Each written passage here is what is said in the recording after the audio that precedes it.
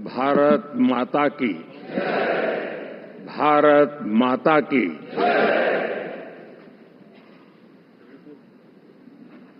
मैं सबसे पहले तो इस सभागृह में उपस्थित एनडीए घटक दलों के सभी नेतागण, नवनिर्वाचित सभी सांसदगण और हमारे राज्यसभा के भी सांसदगण, आप सबका हृदय से बहुत बहुत आभार व्यक्त करता हूं।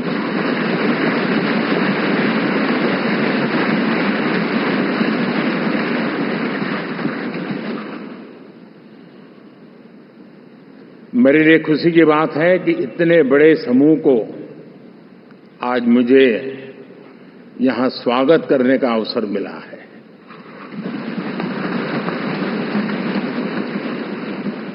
जो साथी विजयी होकर के आए हैं वे सभी अभिनंदन के अधिकारी हैं, लेकिन जिन लाखों कार्यकर्ताओं ने दिन रात परिश्रम किया है, न उन्होंने दिन देखा न रात देखी, और इतनी भयंकर गर्मी में हर दल के कार्यकर्ता ने जो पुरुषार्थ किया है, परिश्रम किया है, मैं आज संविधान सदन के इस सेंट्रल हॉल से सर झुका करके उनको प्रणाम करता हूं।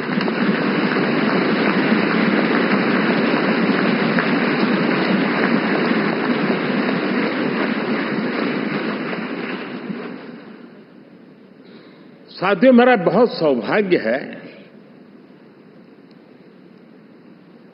कि एनडीए के नेता के रूप में आप सब साथियों ने सर्वसम्मति से चुन करके मुझे एक नया दायित्व दिया है, और इसके लिए मैं आपका बहुत बहुत आभारी हूं।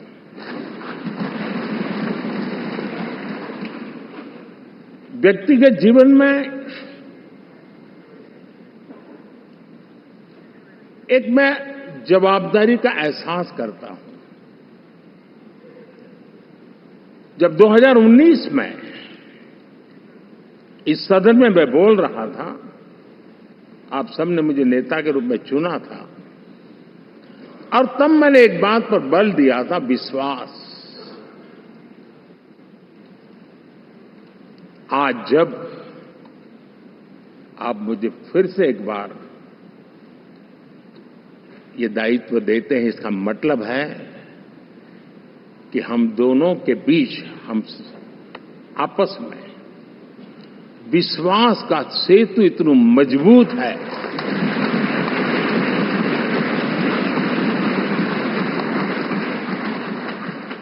ये अटूट रिश्ता विश्वास की मजबूत धरातल पर है, और ये सबसे बड़ी पूंजी होता है। और इसलिए ये पल मेरे लिए भावुक करने वाले भी हैं, और आप सबके प्रति जितना धन्यवाद करूं उतना कम है।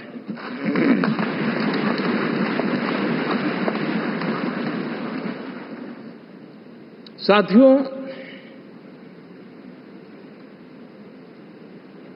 बहुत कम लोग इन बातों की चर्चा करते हैं, शायद उनको सूट नहीं करता होगा, लेकिन हिंदुस्तान के इतने महान लोकतंत्र की ताकत देखिए कि एनडीए आज देश में 22 राज्यों में लोगों ने उनको सरकार बनाकर के सेवा करने का मौका दिया।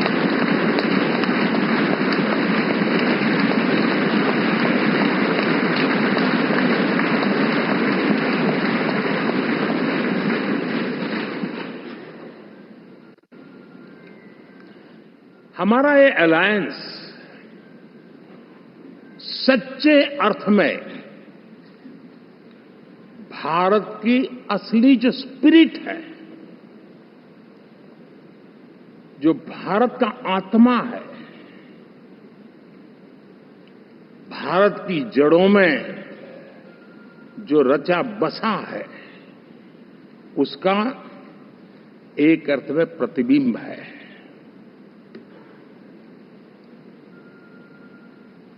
और मैं इसलिए कह रहा हूं कि थोड़ी नजर करें, हमारे देश में 10 ऐसे राज्य जहां हमारे आदिवासी बंधुओं की संख्या प्रभावी रूप से है, निर्णायक रूप से है, जहां इस आबादी आदिवासियों की ज्यादा है, ऐसे 10 राज्यों में से 7 राज्यों में एनडीए सेवा कर रहा है।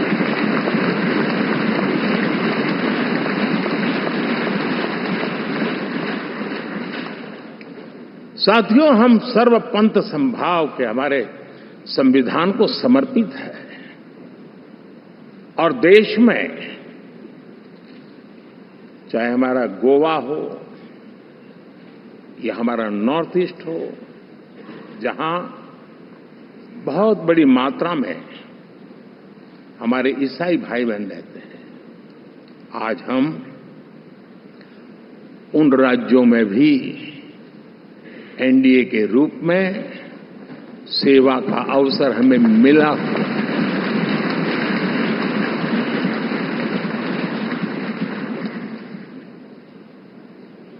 साथियों, प्री पोल अलायंस हिंदुस्तान के राजनीतिक इतिहास में और हिंदुस्तान की राजनीति में गठबंधन के इतिहास में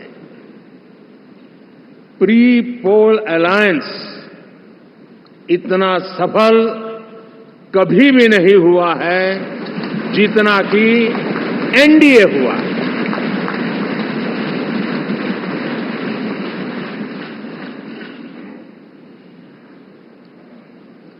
और ये गठबंधन का विजय, हमने बहुमत हासिल किया है और मैं कई बार कह चुका हूं, शब्द अलग होंगे लेकिन मेरे भाव उसमें एक सातत्य है। सरकार चलाने के लिए बहुमत आवश्यक है, लोकतंत्र का वही एक सिद्धांत है, लेकिन देश चलाने के लिए सर्वमत बहुत जरूरी होता है।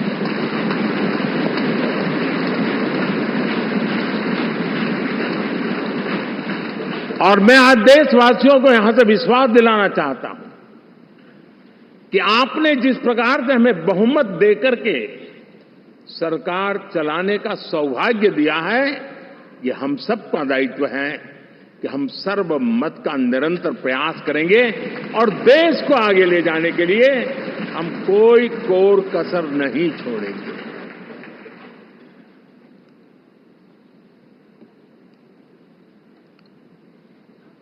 साथियों, एनडीए को करीब करीब 3 दशक हो चुके हैं। यानी आजादी के 75 साल में 3 दशक एनडीए, ये सामान्य घटना नहीं है जी।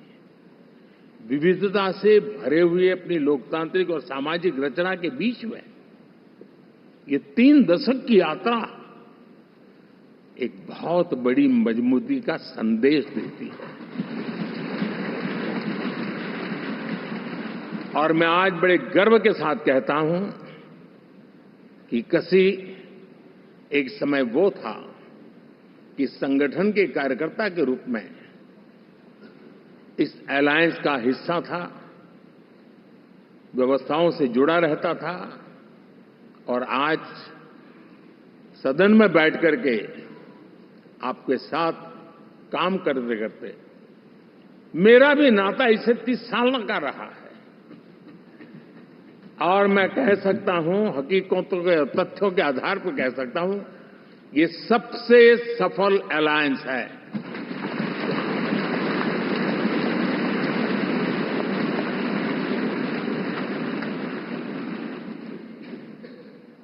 हम गर्व से कह सकते हैं कि 5 साल का टर्म होता है। इस अलायंस ने 30 साल में से 5-5 साल के 3 टर्म सफलतापूर्वक पार किए हैं और अलायंस चौथे टर्म में एंटर कर रहा है।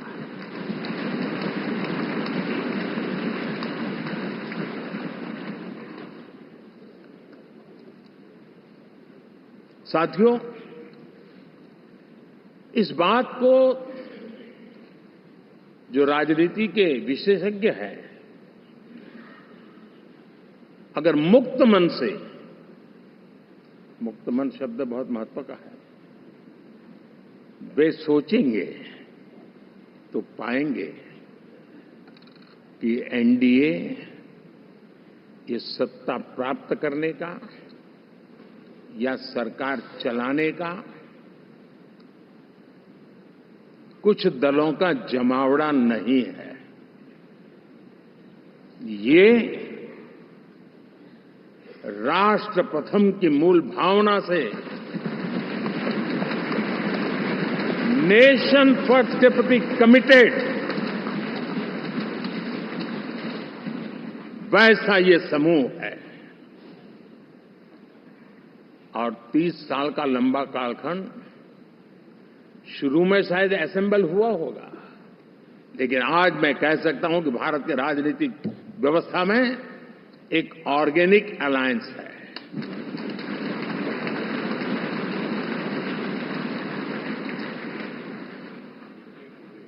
और ये मूल्य श्रद्धेय अटल बिहारी वाजपेयी, श्री प्रकाश सिंह जी बादल, श्री बाला साहब ठाकरे, श्री जॉर्ज फर्नांडिस, श्री शरद यादव, अनगिनत नाम मैं कह सकता हूं। इन लोगों ने जिस बीज को बोया था, वो आज भारत की जनता ने विश्वास का सिंचन कर करके उस बीज को वटवृक्ष बना दिया है।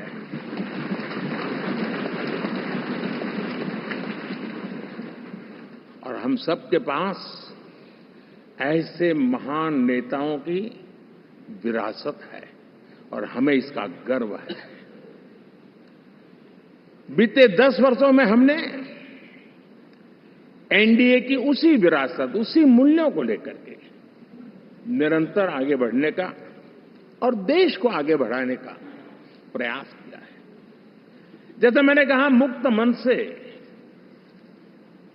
राजनीति के विश्लेषक अगर विश्लेषण करेंगे तो देखेंगे कि एनडीए का जो लोग दिखते हैं ना, उसमें एक कॉमन चीज नजर आती है और वो है गुड गवर्नेंस।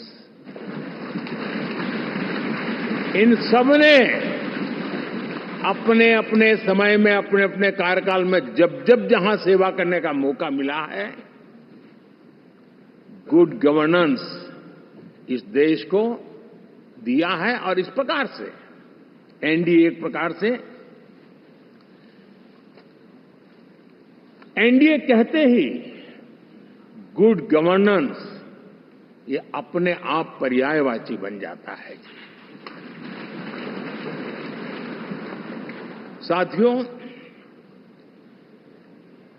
हम लोगों के सभी के कार्यकाल में, चाहे मैं गुजरात में रहा हूं या बाबू हमारे आंध्र में रहे हो या नीतीश जी ने बिहार के लिए भरपूर सेवा की, हम सब के अंदर केंद्र बिंदु में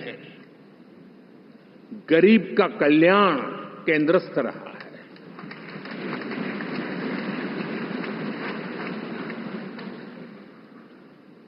और देश ने एनडीए के गरीब कल्याण के, गुड गवर्नेंस के 10 साल को देखा है, इतना नहीं मैं कह सकता हूं देश ने इसे जिया है।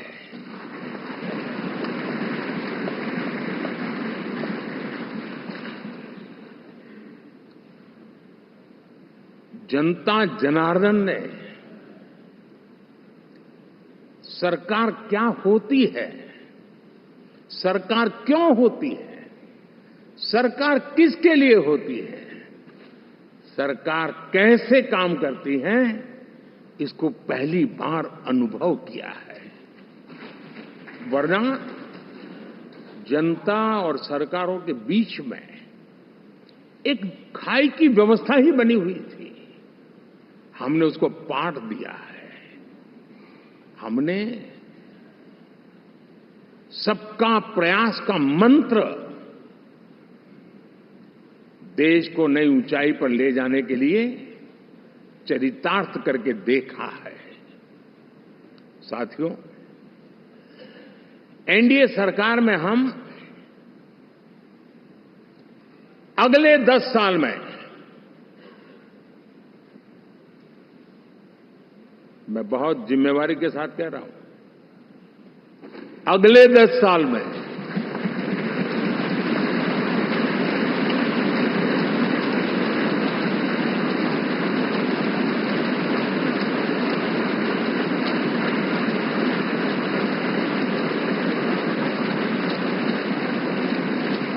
गुड गवर्नेंस,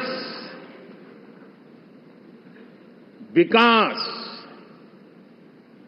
नागरिकों के जीवन में क्वालिटी ऑफ लाइफ, और मेरा व्यक्तिगत रूप से एक बहुत बड़ा ड्रीम है, मैं लोकतंत्र की समृद्धि को जब सोचता हूं तो मैं चाहता हूं कि सामान्य मानवीय के जीवन में से, और खास करके मध्यम वर्ग, उच्च मध्यम वर्ग, उनके जीवन में से सरकार की दखल जितनी कम हो उतनी लोकतंत्र की मजबूती है।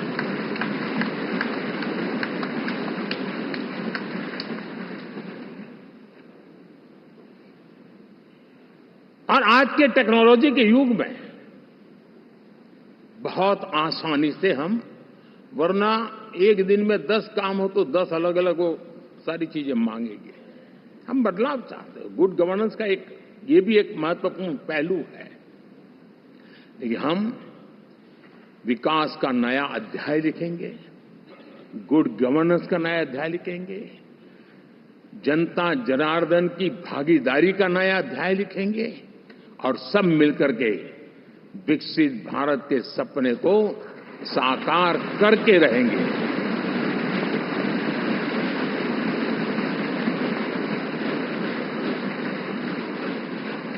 साथियों, एनडीए में, और मैं अगर विस्तार से कहूं तो सदन में किसी भी दल का कोई भी जनप्रतिनिधि होगा, मेरे लिए सब बराबर है।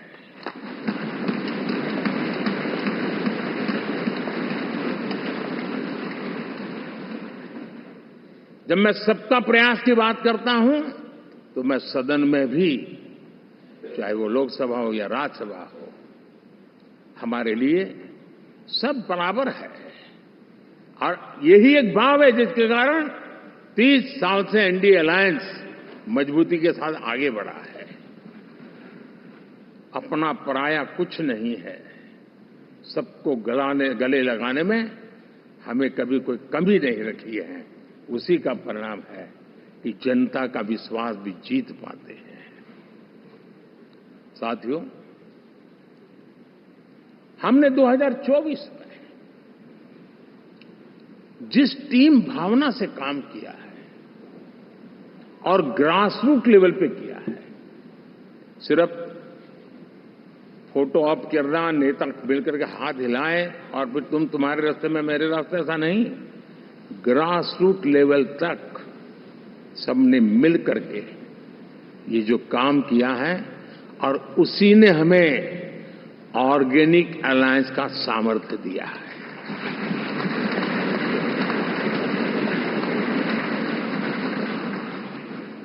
एक दूसरे का सहयोग किया है। हर किसी ने यही सोचा, जहां कम वहां हम। अगर कोई कमी है तो मैं आऊंगा, मैं मेहनत करूंगा, लेकिन तुम्हें कमी नहीं रहने दूंगा। जहां कम वहां हम, ये हर कार्यकर्ता ने जी करके दिखाया है, और तभी तो जीत आती है। साथियों, कभी कभी मैं कह सकता हूं कि हमारा 10 साल का अनुभव है, भारत के हर क्षेत्र का और भारत के हर नागरिक का जो एस्पिरेशंस हैं, रीजनल एस्पिरेशंस हैं, वे और नेशनल एस्पिरेशंस, इसका एक अटूट नाता होना चाहिए। इसके बीच में हवा तक गुजर न सके, इतना जुड़ाव होना चाहिए, तब देश आगे बढ़ता है।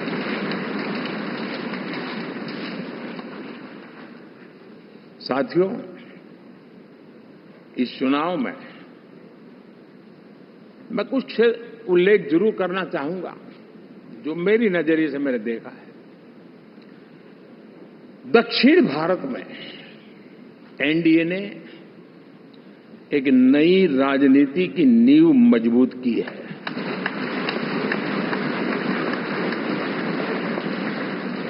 अब देखिए, कर्नाटक एंड तेलंगाना, अभी अभी तो इनकी सरकारें बनी थी, लेकिन पल भर में ही लोगों का विश्वास टूट गया, भ्रम से लोग बाहर आ गए और एनडीए को गले लगा दिया। कर्नाटक और तेलंगाना में दोनों जगह।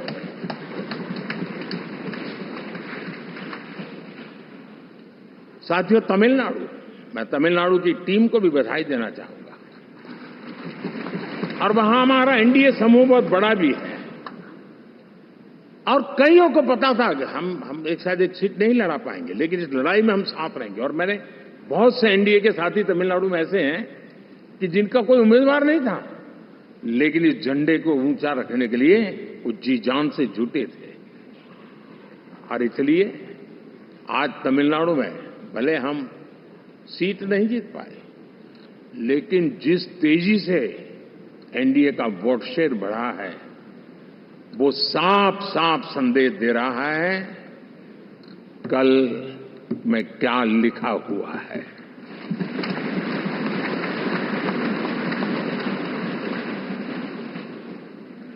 साथियों, पुडुचेरी हो, केरला, हमारे सैकड़ों कार्यकर्ताओं के बलिदान हुए हैं।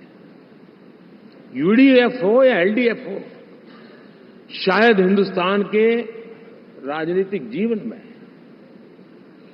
इतना जुल्म एक विचारधारा को लेकर के जीने वाले लोगों पर हुआ होगा तो सिर्फ मैं कह सकता हूं केरल में हुआ है। जम्मू कश्मीर से भी ज्यादा हुआ है। उसके बावजूद भी सामने कहीं विजय नजर नहीं आता था। उन्होंने परिश्रम की पराकाष्ठा में कभी पीछे नहीं रहे, पीढ़ियां खपा दी। और आज पहली बार संसद में केरल से हमारा प्रतिनिधि बन के आया।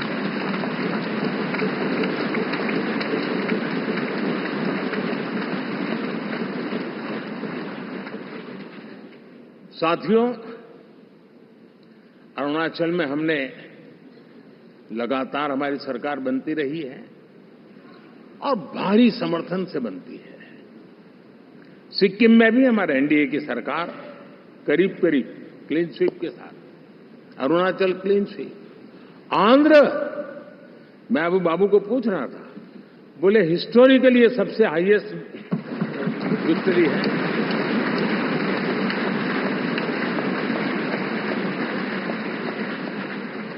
और जो यहां दिखता है ना पवन, ये पवन नहीं, आंधी है।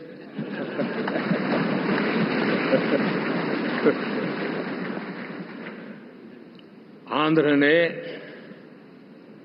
इतना बड़ा हमारे प्रति जनमत दिया है।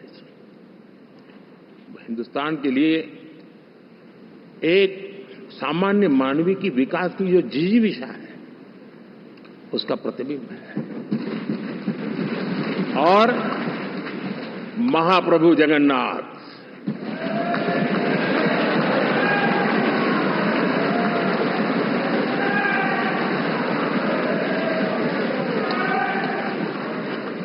और मैंने अनुभव किया हमेशा। मैं हमेशा मानता हूं ईश्वर के अनेक रूप होते हैं, लेकिन जब मैं भगवान महाप्रभु जगन्नाथ जी को याद करता हूं तो मैं हमेशा मानता हूं ये गरीबों के देवता है।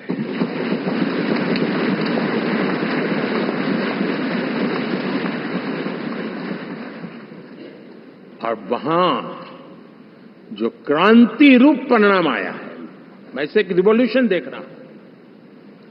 और मैं इसके साथ कह सकता हूं कि विकसित भारत का हमारा जो सपना है, आने वाले 25 वर्ष, पहले मैंने 10 साल कहा था, या मैं 25 साल कह रहा हूं, आने वाले 25 साल महाप्रभु जगन्नाथ जी की कृपा से उड़ीसा देश की विकास यात्रा के ग्रोथ इंजन पैकी एक होगा।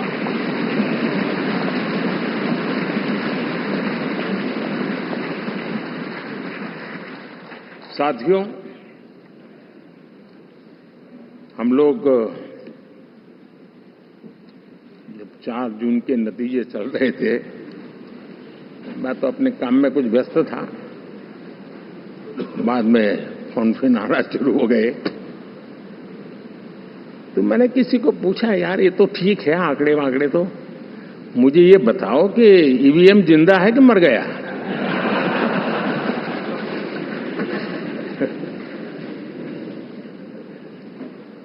क्योंकि ये लोग तय करके बैठे थे कि भारत के लोकतंत्र और लोकतंत्र की प्रक्रिया के प्रति विश्वास ही लोगों का उठ जाए, और लगातार ईवीएम को गाली देना। और मुझे तो लगता था कि शायद इस बार वो ईवीएम की अर्थी का जुलूस निकालेंगे, लेकिन 4 जून शाम आते आते उनको ताले लग गए, ईवीएम ने उनको चुप कर दिया। ये ताकत है भारत के लोकतंत्र की, ये ताकत है भारत की निष्पक्षता की, ये भारत की ताकत है भारत के चुनावी तंत्र की, चुनाव आयोग की। और मैं मानता हूं कि ये आशा करता हूं कि 5 साल तो अब ईवीएम शायद मुझे नहीं सुनाई देगा, लेकिन जब 29 में हम जाएंगे तो फिर से शायद ईवीएम को लेकर के नाचने की शुरुआत करेंगे, क्योंकि इनके सुधरने की संभावनाएं बहुत कम है। आप देखिए, चुनाव के समय मैंने पहली बार देखा, शायद हर तीसरे दिन इलेक्शन कमीशन के काम में रुकावट आए, इसके लिए सुप्रीम कोर्ट के दरवाजे खटखटाए गए, भांति भांति की एप्लीकेशन, और एक ही टोली थी।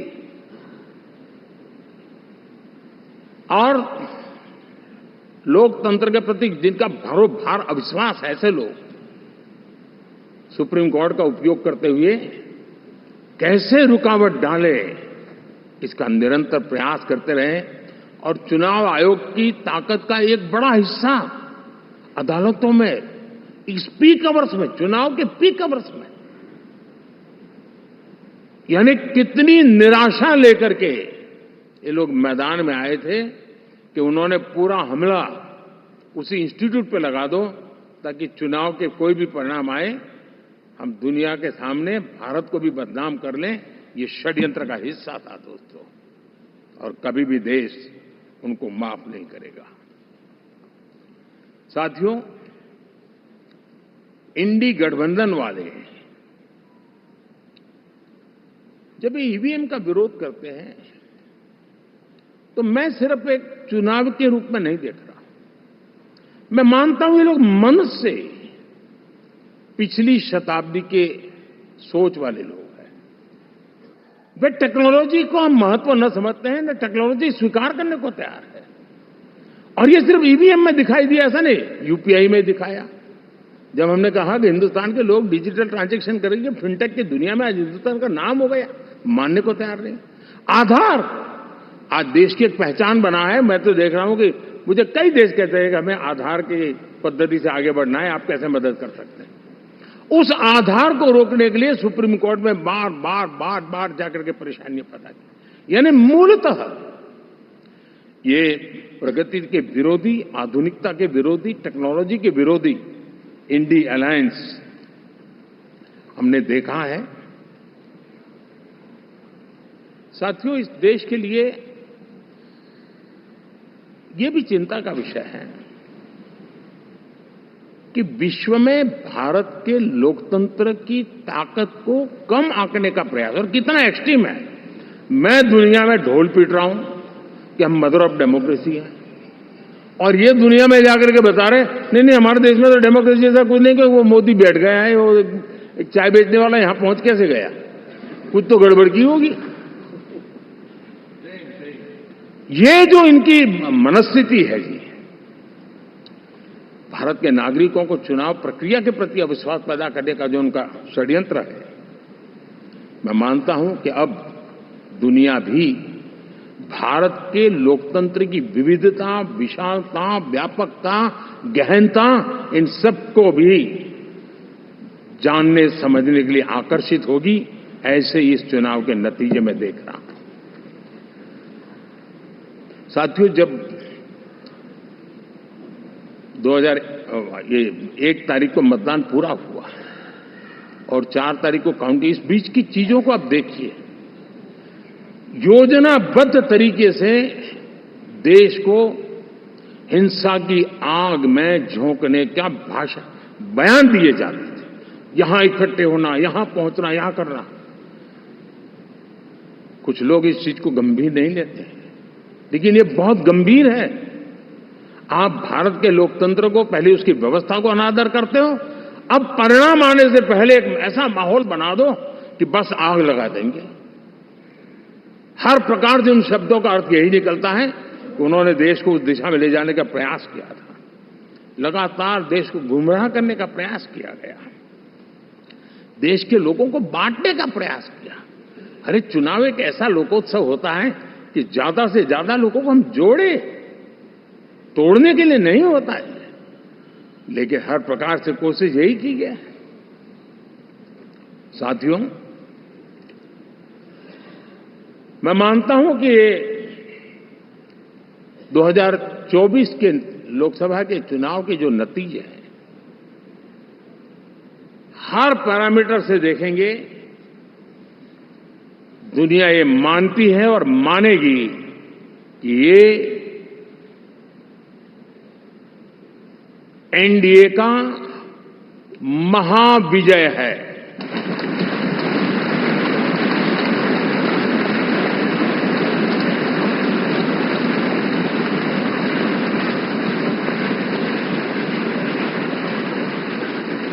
और आपने देखा 2 दिन कैसा चला, जैसे हम तो हार चुके हैं, गए।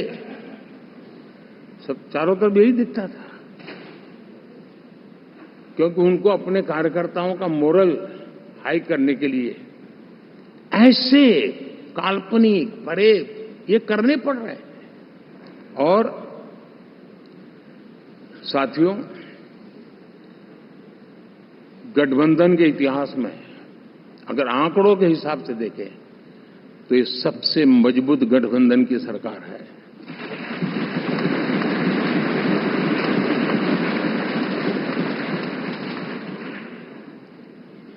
लेकिन कोशिश ये की गई कि इस विजय को स्वीकार न करना, उसको पराजय के छाया में डुबो कर रखना। लेकिन उसकी ऐसी चीजों की बाल मृत्यु हो जाती है, और हो भी गई। लेकिन देशवासी जानते हैं कि न हम हारे थे, न हम हारे हैं।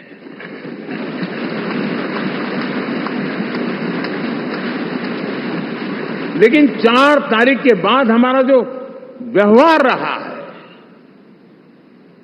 वो हमारी वो पहचान बताता है कि हम विजय को पचाना जानते हैं।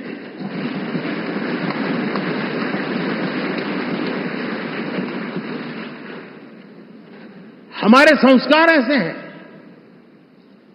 कि विजय की गोद में उन्माद पैदा नहीं होता है और न ही पराजित लोगों के प्रति उपहास करने के हमारे संस्कार हैं। हम विजय को भी पचाते हैं और पराजित का भी उपहास करने की विकृति हम नहीं पालते। ये हमारे संस्कार हैं। अब किसी भी बालक को पूछो कि भाई लोकसभा के चुनाव के पहले सरकार किसकी थी, तो कहेगा एनडीए। 24 के नतीजों के बाद सरकार किसकी बनी, एनडीए। फिर हारे कहां से भाई? पहले भी एनडीए थी, आज भी एनडीए और कल भी एनडीए है।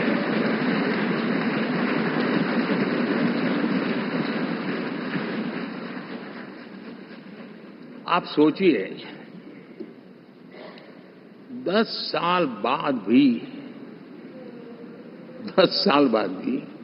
कांग्रेस 100 के आंकड़े को नहीं छू पाई।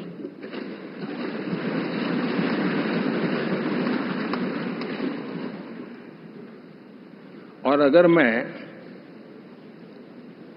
14, 19 और 24 3 चुनावों को जोड़ करके कहूं,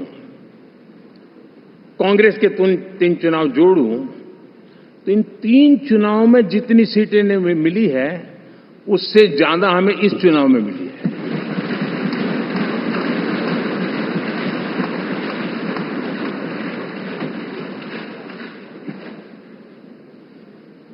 और मैं साफ देख रहा हूं साथियों, एनडीए वालों को अंदाज नहीं है। वे धीरे धीरे पहले तो डूब रहे थे, अब तेज गति से ये गर्त में जाने वाले हैं।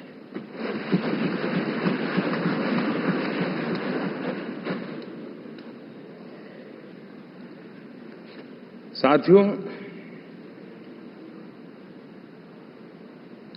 इंडिया अलायंस वाले देश के सामान्य नागरिकों की जो समझ है,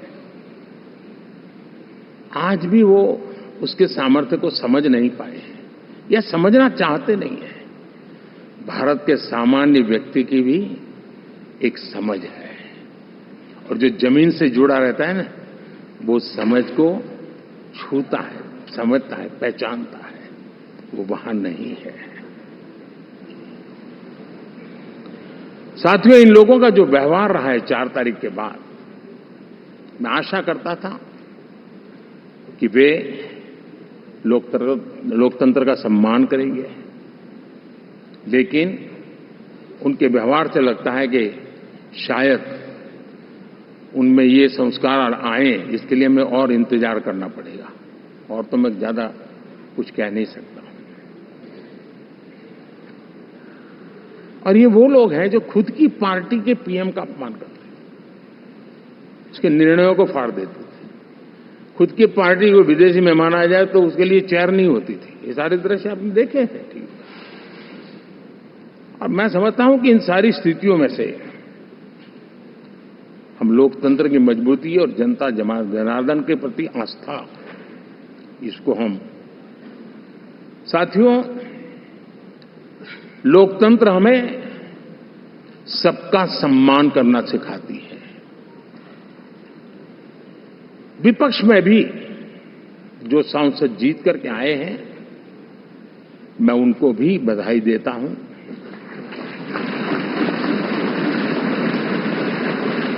और मैं पिछले 10 वर्ष में एक चीज मिस कर रहा था कि debate, participation, quality of debate मैं मिस कर रहा हूं।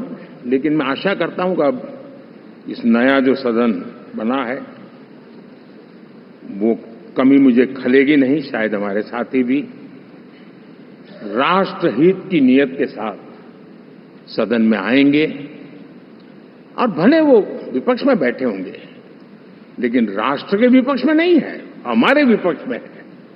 राष्ट्र में तो हम सब एक ही दिशा में हैं।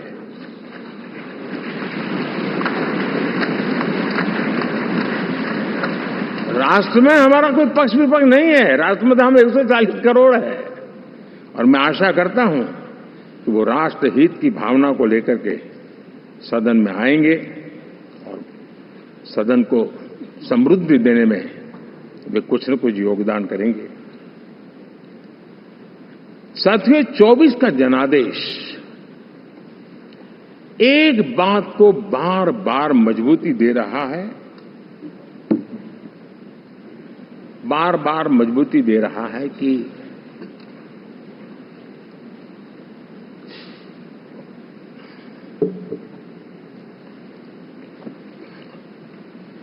देश को आज के वातावरण में सिर्फ और सिर्फ एनडीए पर ही भरोसा है।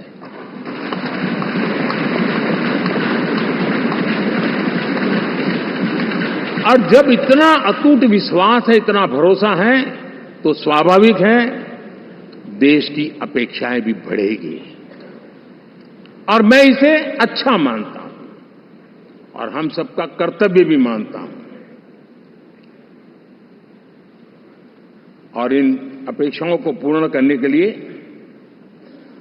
और मैंने पहले भी कहा था कि जो 10 वर्ष हमने काम किया है वो तो ट्रेलर है।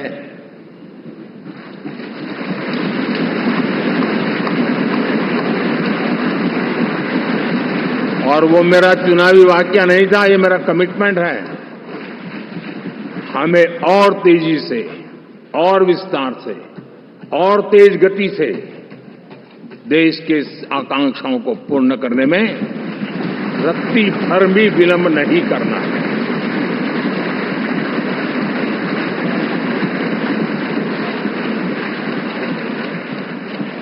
जनता जनार्दन चाहती है हम पहले से ज्यादा डिलीवर करें। जनता चाहती है कि हम खुद ही हमारे पुराने रिकॉर्ड तोड़े। और मैं साथियों, एक तरफ एनडीए रखूं, दूसरी तरफ भारत के लोगों के सपने और संकल्पों को रखूं, तो मैं कहूंगा NDA, new India, develop India, aspirational India.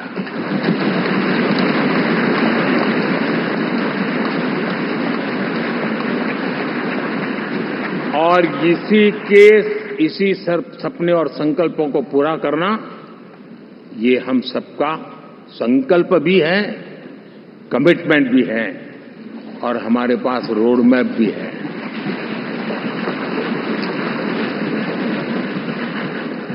साथियों, एनडीए ने हमेशा करप्शन फ्री, रिफॉर्म ओरिएंटेड, स्थिर सरकार देश को दी है। जब जब हमें अवसर मिला हम लोगों ने काम किया है। उसके सामने कांग्रेस नेतृत्व वाली यूपीए,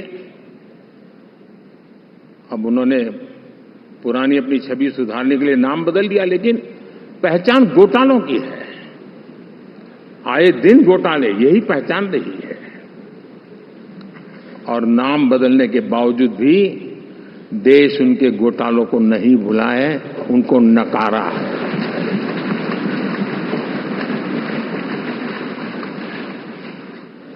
और मैं कह सकता हूं साथियों, इंडी अलायंस वालों ने एक व्यक्ति का अपोज करने के वन पॉइंट एजेंडा के कारण देश की जनता ने उनको ही ऑपोजिशन में बिठा दिया है।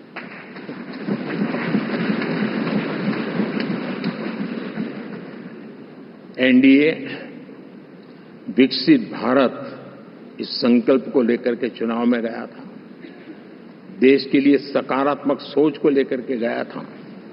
देश की युवा शक्ति के सामर्थ्य को समझ करके नए अवसरों को लेकर के देश को आगे बढ़ने की बात लेकर के गया था, जबकि हमारे सामने जो लोग थे वो भ्रम फैलाना, झूठ फैलाना, यही गुमराह करने वाले काम यही करते रहे थे।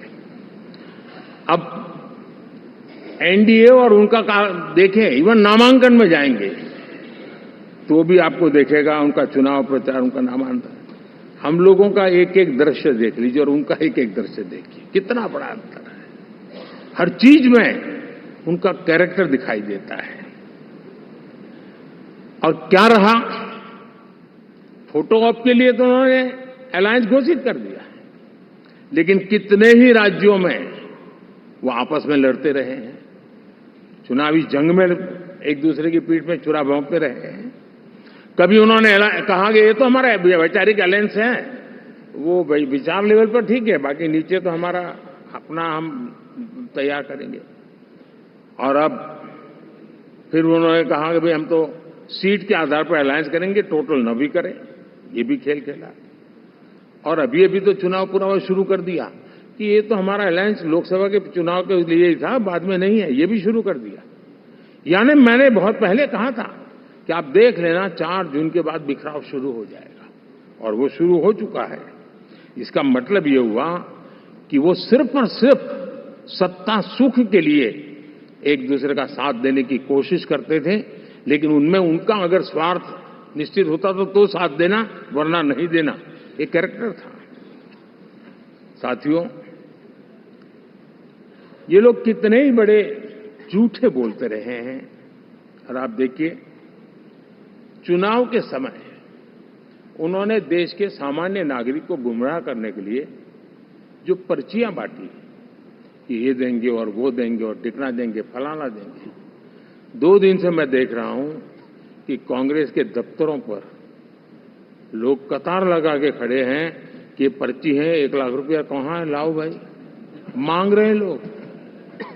यानी आपने जनता जनार्दन की आंखों में कैसा उनको भ्रमित किया, कैसी आंख में धूल झोंक दी कि वो बेचारा सामान्य नागरिक मान के चलता था, हाँ भाई 4 जून के बाद रुपया मिल जाएगा, इसलिए वो जाके खड़ा रह गया। और अब उसको धक्का मारा जा रहा है, डंडे मारे जा रहे हैं, वहां से निकाला जा रहा है। अब इस प्रकार का चुनाव, ये अपने आप में देश के गरीबों का अपमान है, हमारे देश के सामान्य नागरिकों का अपमान है। और कभी भी देश ऐसी हरकतों को न भूलता है, न ही कभी माफ किए बिना माफ कभी करता है।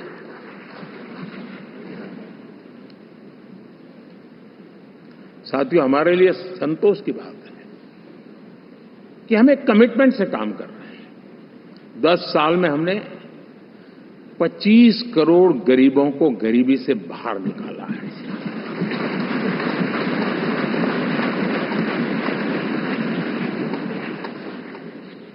गरीब कल्याण का एक सुरक्षित मजबूत कवच दिया है हमने उसको, और उसके अंदर भी एक नए एस्पिरेशंस पैदा हुए हैं कि हां, अब मुझे गरीब नहीं रहना है, और उसके लिए मुझसे जो हो सके मैं हर अवसर का फायदा उठाऊंगा।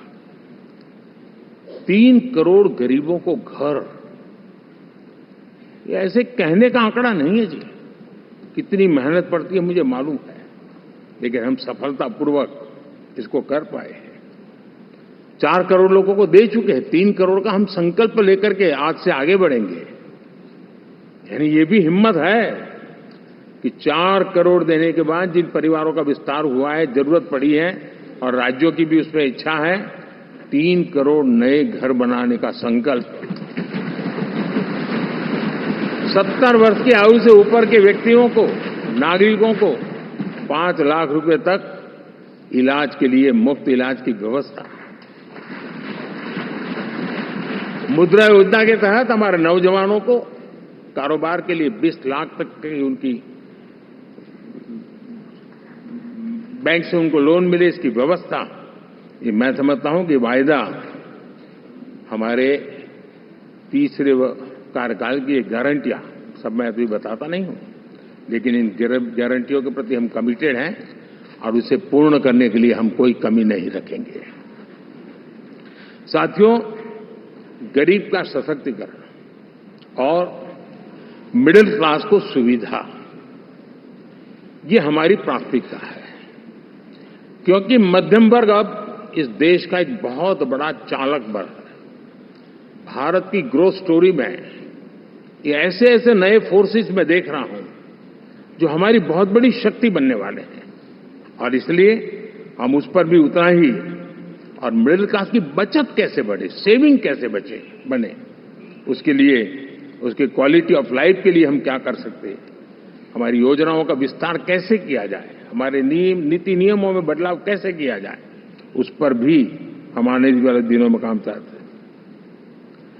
साथियों, पंचायत से पार्लियामेंट तक हमारी नारी शक्ति की सक्रिय भागीदारी, ये हमारा कमिटमेंट है, और हमने हमारे पिछले कार्यकाल में नारी शक्ति वंदन अधिनियम करके उस बात को हमने आगे बढ़ाया है, और वो दिन दूर नहीं होगा जब हमारे सदन में बहुत बड़ी तादाद में हमारी माताएं बहनें देश का नेतृत्व करती हुई दिखाई देगी।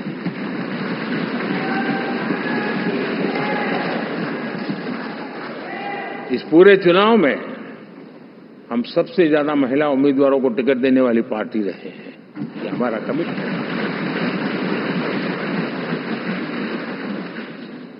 हमारी महिला सांसदों को जो आशीर्वाद देश की जनता ने दिया है, मैं इसके लिए विशेष रूप से उनका आभार व्यक्त करता हूं। और साथियों, आपने देखा होगा G20 समिट में दुनिया के सामने एक विषय लेकर के हम बड़े आग्रह से गए हैं, और वो है empowerment of women, development of women. इन सारी बातों को तो हम परिचित हैं। हमने एक नया शिफ्ट किया है, और हम G20 समिट से भी इसको आगे बढ़ा रहे हैं, विमेन लेड डेवलपमेंट।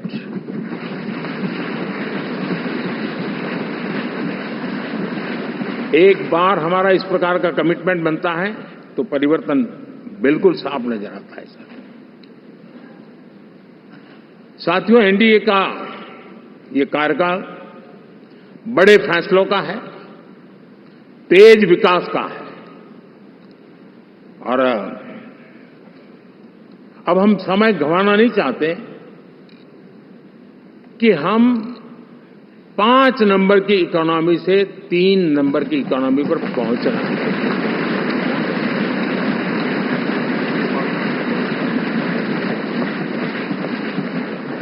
और ये खाली 5 और 3 का आंकड़ा नहीं है, उसके कारण जो अर्थव्यवस्था का कद बन जाता है, वो सामान्य मानवी की आशा आकांक्षाओं को पूरी करने के लिए सरलता बढ़ जाती है।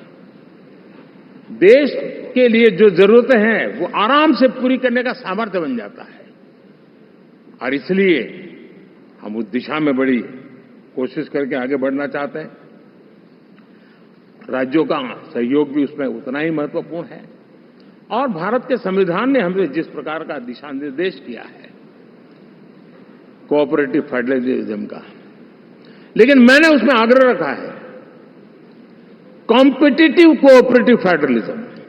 हमारे राज्यों के बीच में भी तंदुरुस्त स्पर्धा हो, राज्य और केंद्र के बीच में भी तंदुरुस्त स्पर्धा हो, हम अच्छा करने की स्पर्धा करें, और उस दिशा में हम आगे बढ़ना चाहते हैं। और हमने देखा है कि जब मैं कॉम्पिटिटिव कोऑपरेटिव फेडरलिज्म की बात करता हूं, आपने देखा G20 समिट हम एक जगह पे कर सकते थे, हम भी मालाएं पहन करके फोटो निकलवा सकते थे, लेकिन हिंदुस्तान के अनेक शहरों में 200 से ज्यादा मीटिंगें हुई, और दुनिया भर के नीति निर्धारक जो कहे G20 देशों के और बाकी भी 5-7 देशों के, वो हिंदुस्तान के कोने कोने में गए, उनके देशों में जाकर के भारत की विविधता, भारत की विशालता, इसकी चर्चा कर रहे हैं। उनके लिए आश्चर्य है, हमने तो दिल्ली आकर के वापिस जाते थे, पता ही नहीं था कि देश इतना बड़ा है। तो ये अपनी एक ताकत का परिचय हुआ है। हमने कोविड में देखा, राज्यों के साथ, कोऑपरेशन के साथ हमने जिस प्रकार से लड़ाई लड़ी, और एक सूत्र में रह करके लड़े, दल किसी का भी हो सरकार में, लेकिन हमने इस काम को किया क्योंकि हमारा कोऑपरेटिव फेडरलिज्म के प्रति कमिटमेंट है। एस्पिरेशनल डिस्ट्रिक्ट एक ऐसा मॉडल है गवर्नेंस का जिसमें राज्य भी उतना ही सक्रियता से हमारे साथ जुड़े हुए हैं। और दुनिया के लिए जो डेवलपिंग कंट्रीज हैं, उनके लिए गवर्नेंस का एक ऐसा मॉडल प्रस्तुत हो रहा है जिसका अब तो केस स्टडी के रूप में दुनिया के अनेक यूनिवर्सिटी केस स्टडी करना शुरू की है। अब उसको हम आगे बढ़ाते हुए एस्पिरेशनल ब्लॉक की तरफ ले जा रहे हैं, ताकि हमारे ग्रास रूट लेवल पे भी जो वीक एरियाज हैं, जहां सुविधाएं अभी सामान्य एवरेज से भी नीचे हैं, उसको हम जल्दी से जल्दी उस स्टेट की एवरेज तक लाना चाहते हैं। देश का रीजन, कोई भी क्षेत्र हो, सर्वांगीण विकास को लेकर के हम चले हैं। साथियों, गत 10 वर्ष में इंफ्रास्ट्रक्चर के क्षेत्र में हमने एक बहुत बड़ा, यानी सोचने में भी बदलाव लाए। जमीन पर तो लाए, वरना हमारे देश में सोचा चलेगा यार, अरे एक बार कर लो ना, उस सहारे में से बदलाव नहीं। अब तो अच्छा ही चाहिए, बड़ा ही चाहिए, जल्दी से जल्दी पहुंचाने वाला चाहिए। सामान्य मानवी के मन को हमने इस तरह से प्रेरित भी किया है और पुरुषार्थ करके हमने उस दिशा में काम किया है। 5 साल में हमें गति शक्ति, यानी इस प्रकार के प्लेटफॉर्म पर जो काम किया है, जो काम 6-6, 8-8 महीने तक नहीं होता था, वो आज 15-20 दिन में कर सकते हैं। सर, टेक्नोलॉजी का उपयोग करके हम काम कर रहे हैं। और ये जब होता है तो उसका मूल फायदा देश के नौजवानों के लिए रोजगार के अति अवसर बन जाते हैं। उनके लिए जीवन में सिलेक्शन के लिए बहुत बड़ा दायरा बढ़ जाता है। और वो हमें, साथियों, आज भारत दुनिया में विश्व के लिए एक नया मैन्युफैक्चरिंग हब के रूप में उभर रहा है। और जब हम मैन्युफैक्चरिंग हब कह रहे हैं, तब सिर्फ इलेक्ट्रॉनिक गुड्स या सर्विसेज की मैं बात नहीं कर रहा हूं। मैं फूड प्रोसेसिंग में भी आज दुनिया में हम बहुत तेजी से आगे बढ़ रहे हैं, और वो भारत के किसानों को बहुत बड़ी ताकत देने वाला है। उसी प्रकार से स्पेस हो, आर्टिफिशियल इंटेलिजेंस हो, स्टार्टअप्स की बात हो, स्किल जॉब अपॉर्चुनिटीज की बात हो, आज भारत बहुत तेजी से आगे बढ़ रहा है, ये मेरा विश्वास है। साथियों, मुद्रा योजना, ड्रोन दीदी, विश्वकर्मा योजना, इसने भी नई संभावनाओं को जन्म दिया है। साथियों, हमारी संस्कृति, हमारी विरासत, उसके प्रति हम जितना ध्यान केंद्रित करेंगे, दुनिया के लिए आकर्षण का केंद्र बनेगा।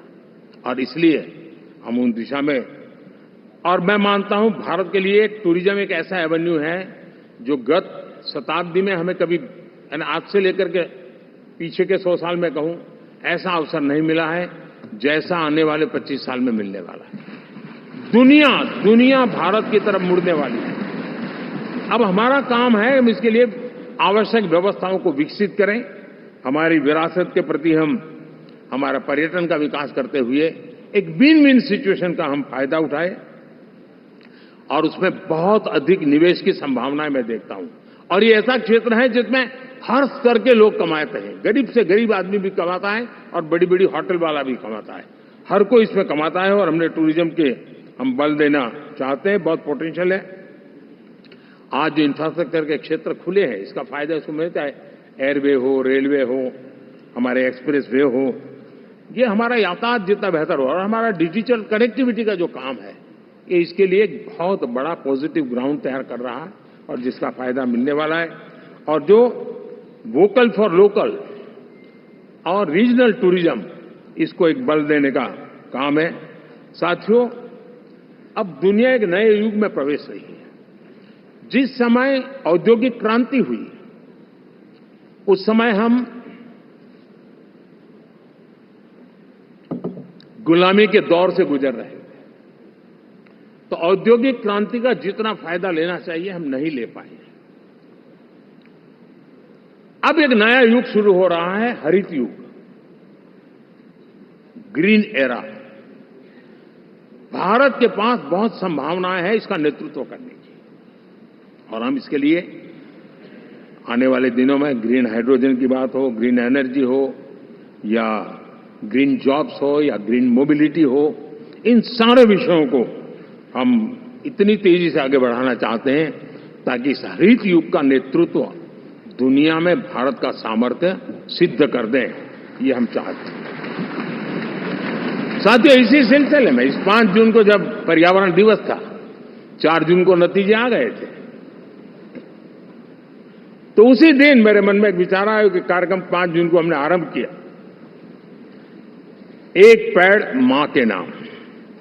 हर किसी को मां के प्रति श्रद्धा होती है, और मैं भी देशवासियों को कहूंगा कि आने वाले समय में कभी आपकी माताजी का जन्मदिन हो, क्या कोई और शुभ दिन हो, अपनी मां के नाम पर एक पेड़ लगाइए, और मां जीवित हैं तो साथ लेकर जाइए, उनकी फोटो आप सोशल मीडिया में अपलोड कीजिए, और मां नहीं है तो उनकी फोटो रख करके एक पेड़ लगाइए, और वो अपनी मां का भी सम्मान होगा और धरती मां की सेवा होगी।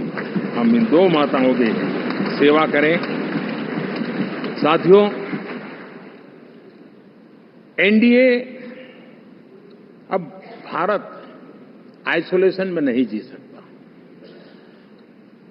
वैश्विक परिवेश में भारत की भूमिका दिनों दिन बहुत बढ़ती चली जा रही है। 2014 में जब एनडीए की सरकार बनी, पूरे विश्व में उसी एक पल से एक नया जिज्ञासा पैदा हुई, थोड़ी आशा के संकेत उनको नजर आने लगे, और फिर उस बदलाव बहुत बड़ा तेजी से आया। और पिछले 10 वर्ष में भारत ने जिन कामों को बढ़ लिया है, आज भारत की छवि विश्व बंधु की बन चुकी है। दोस्तों, विश्व हमें एक बंधु के रूप में स्वीकार कर रहा है, और जब दुनिया हमें विश्व बंधु के रूप में स्वीकारती है तो हमारी वैश्विक जिम्मेवारियों को भी हमने हमारे आने वाले रोड मैप में महत्व देना ही होगा। और भारत की सफल विदेश नीति ने अच्छे परिणाम भी दिए हैं। हमने हर संकट को उस प्रकार से हैंडल किया जिस प्रकार से मानवीय मूल्यों को हमने प्राथमिकता दी। उसका परिणाम है कि सामान्य मानवी के मन में ये विश्व बंधु वाला भाव बहुत मजबूत हुआ, और भारत का सेवा भाव का जो कैरेक्टर है उसको विश्व ने पहचाना है। चाहे यूक्रेन का संकट हो, चाहे अफगानिस्तान का संकट हो, हर हमारे लोगों को बचाना हो, हमने किसी भी में हमने कोई कमी नहीं रखी है। और साथियों, ये क्षमता के कारण भारत में निवेश की संभावनाएं बहुत बढ़ने वाली है। मैं राज्यों से भी कहूंगा कि आप प्रगतिशील नीतियां बनाकर रेडी रहिए। विश्व आज आपके आंगन पे दरवाजे पर दस्तक दे रहा है, और जो राज्य ज्यादा स्पष्ट नीतियों के साथ आएगा, जो राज्य उन कंपनियां विदेशी आने वाले लोगों को ठीक से हैंडल करेगा, उसको बेनिफिट मिलने ही वाला है। और भारत ने जो नीतियां बनाई है, भारत ने जो वातावरण बनाया है, उसका लाभ भारत के हर राज्य को मिलना चाहिए, और उस दिशा में हम तेजी से काम करना चाहते हैं। साथियों, हमने G20 समिट में देखा है, दुनिया का भारत के प्रति नजरिया बदला है। जो लोग इन चीजों को माइन्यूटली देखते होंगे उनको पता होगा कि G20 एक प्रकार से कई संकटों से गुजर रहा था। उतार चढ़ाव आते रहते थे, बिखराव भी नजर आ रहा था, लेकिन भारत में G20 आने के बाद नए प्राण से भर गया है, नया सामर्थ्य आ गया है। और ये भारत की ताकत है कि उसने पूरे विश्व को जोड़ने में G20 के माध्यम से बहुत बड़ा काम किया है। और उसके इन दिनों भी जो परिणाम आए, इसके बाद मेरा काफी समय विदेश के सरकारों से फोन अभिनंदन स्वीकार करने में गया, और शायद मैं 14 में 19 में भी ऐसा अनुभव नहीं था जितना इस बार फ्लो है। दुनिया के करीब करीब, अब नाम ले, उसने भारत को शुभेच्छा व्यक्त की है या बात करने की कोशिश की है। यानी ये वैश्विक जो हमारा ताकत है उसका परिचय करवा रहा है, और उसके कारण मैं मानता हूं कि विश्व में हमारा सम्मान और साथ साथ भारत में निवेश, ये दोनों संभावनाएं बढ़ रही है। साथियों, हमारे संविधान का 75वां वर्ष है। हम चाहते हैं कि संविधान हमारी संवैधानिक संस्थाओं का संरक्षण भर इसके मात्र के लिए है, ऐसा नहीं। कोई अदालत में धाराओं का उपयोग करके काम करने के लिए नहीं है। ये एक हमारी भावना है, हमारा स्पिरिट है और हमें इस 75 साल को ऐसे मनाना है ताकि हम संविधान के स्पिरिट को जन जन तक पहुंचाएं। हर जन को संविधान की जो भावना है, कर्तव्य की भावना है, अनेक बात ऐसे इस बात है, उन सब प्रति समर्पण उसका बढ़े, उस दिशा में हम काम करना चाहते हैं। साथियों, छत्रपति शिवाजी महाराज के राज्याभिषेक के 350 वर्ष के उत्सव में देश आज रंगा हुआ है और हमारे लिए सबसे बड़ी प्रेरणा है क्योंकि उसमें राष्ट्र प्रथम की भावना है। छत्रपति शिवाजी महाराज को याद करते ही राष्ट्र प्रथम की भावना हमें मजबूती देती है और इसलिए हम देश में इसी एजेंडा को आगे रखते हुए और जब इसी समय 350 साल का पर्व आया है तो हमें अपनी पॉलिसी और परफॉर्मेंस और सामान्य मानवीय का जीवन बेहतर करना है, उसमें जरा भी विलंब नहीं करना है। साथियों, विकास की सारी तैयारियां, रोड मैप लेकर को हम चलेंगे ही, चल रहे हैं, लेकिन साथ साथ हम नए नए सांसद आए हैं, कुछ पुराने सांसद हैं, कुछ ज्यादा अनुभवी सांसद भी हैं। आप देखते हैं कि इन दिनों पिछले 2 दिन से आप टीवी पे देखते होंगे, एक भी सच्चाई मुझे उसमें नजर नहीं आई। कोई ये कह रहा है, कोई वो कह रहा था, सब मैंने कहा भी जरा पूछो तो ये जानकारी लाते कहां से, गपगोले चला रहे, किसी के खाते में कुछ भी डाल करके चल रहा है। तो मतलब ये थोड़े दिन, क्योंकि 10 साल से ऐसे अवसर नहीं मिले हैं, तो शायद ये उबाल जरा ज्यादा रहेगा। लेकिन आप मान के चलिए जी, ऐसे लोग कोई पहुंचेंगे, बस साहब मेरा अच्छा संबंध है, मंत्री में आपका नंबर कर सकता हूं, आया, हमें भी पता नहीं होता है यार, हो सकता है मिनिस्टर बनने का ही रास्ता होगा तो हम भी गलती से उसका हाथ पकड़ लेते हैं और वो पता नहीं वो किस खाई में डुबो देता है। कभी कभी तो शायद अब तो टेक्नोलॉजी ऐसी है कि हो सकता है मेरे सिग्नेचर से कोई लिस्ट बाहर निकल जाए कि ये मंत्री बन गए, हो सकता है कोई बुद्धिमान डिपार्टमेंट भी बांट दे। तो आजकल कई लोग सरकार बनाने में लगे हुए हैं, मंत्री पद बांट रहे हैं, पद बांट रहे हैं, व्यवस्था बांट रहे हैं। मैं आपसे आग्रहपूर्वक कहता हूं, और जो मोदी को जानते हैं, ये सारे प्रयास निरर्थक है। वे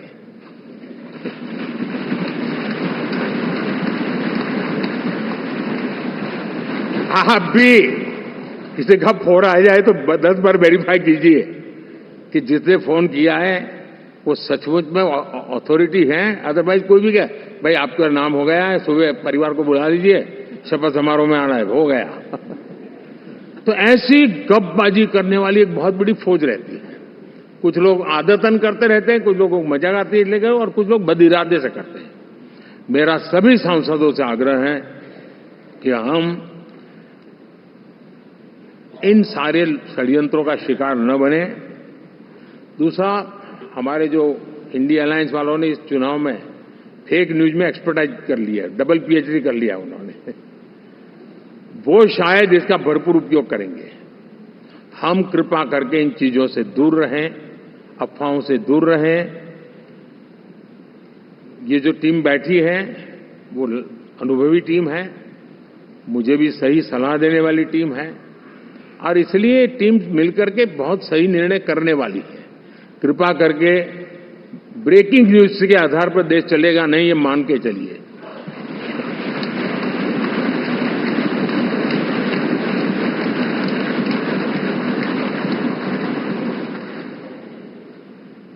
साथियों, विकसित भारत का संकल्प लेकर के हम चले हैं। 3 नंबर की इकोनॉमी पहुंचना मैं जानता हूं, निश्चित रोड मैप के साथ उसको हम पार करने वाले हैं। और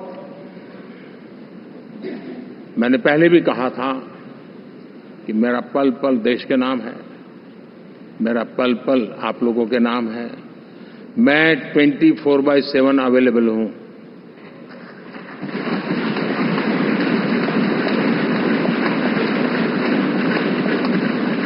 हमें मिलकर के देश को आगे बढ़ाना है।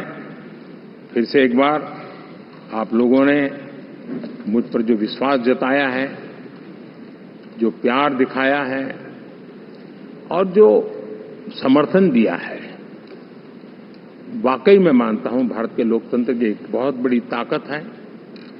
मैं जितना आपका आभार व्यक्त करूं उतना कम, और मैं विश्वास दिलाता हूं कि मैं आपकी आशा अपेक्षाओं को पूरी करने में, परिश्रम करने में कोई कमी नहीं रखूंगा।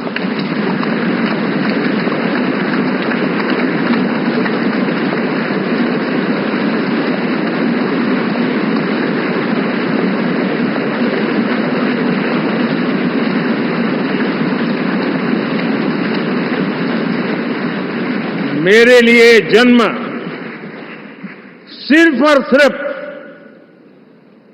वन लाइफ वन मिशन, और वो है मेरी भारत माता। ये मिशन है 140 करोड़ देशवासियों के सपनों को पूरा करने के लिए खप जाना।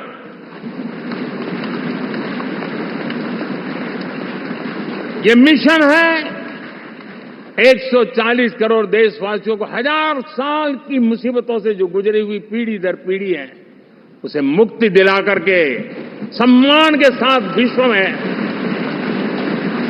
मेरा हर देशवासी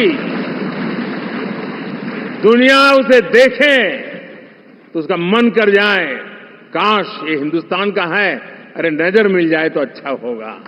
ये मैं स्थिति पैदा करना है।